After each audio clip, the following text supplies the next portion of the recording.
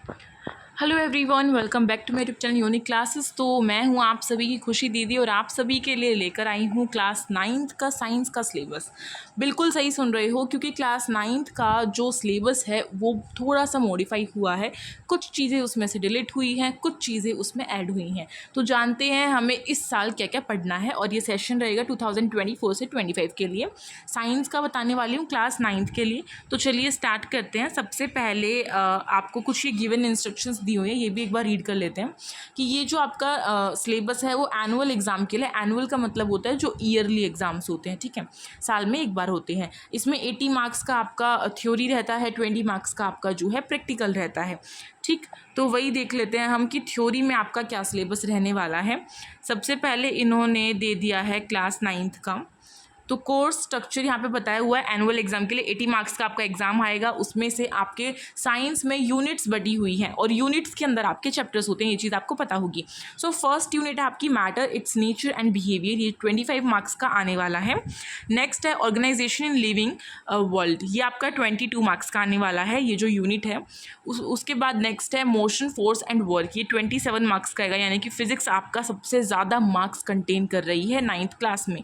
उसके बाद है फूड एंड फूड प्रोडक्शन, ये आपका 6 मार्क्स का आएगा।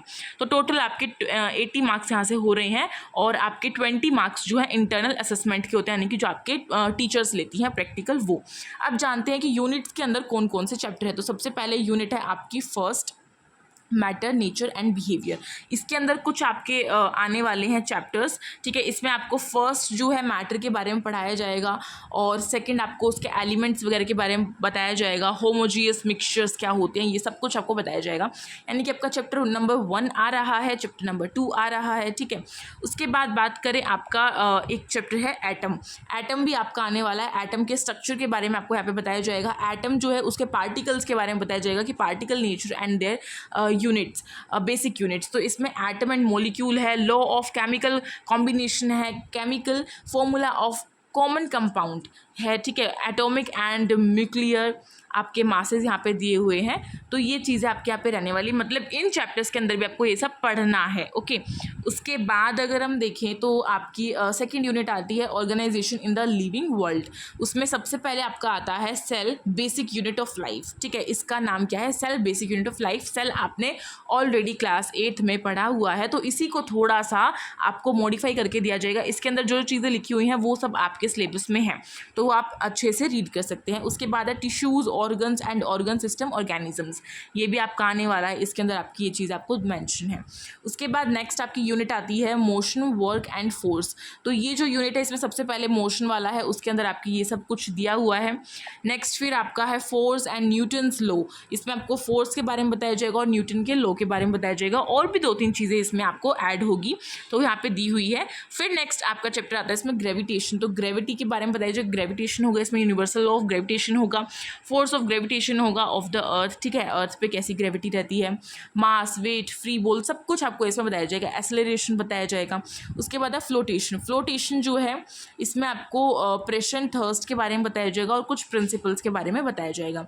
नेक्स्ट आपका चैप्टर आता है वर्क, एनर्जी एंड पावर। जो वर्क, एनर्जी एंड पावर है उसमें आपको ये चीज़ें ऐड हैं जो कि आपको बताई जाएंगी। फिर है साउंड। साउंड भी चैप्टर है जिसमें कि आपको इको के बारे में बताया जाएगा, range of hearing in humans की हियरिंग रेंज कितनी होती है, ठीक है, प्रोपागेशन वगैरह चीज़ें बताई जाएंगी। तो कुछ चीज़ें इसमें आपको इंक्लूडेड है। वैसे आपने क्लास 8 में से पढ़ा हुआ है, तो थोड़ा सा इसको मॉडिफाई करके पढ़ाया जाएगा।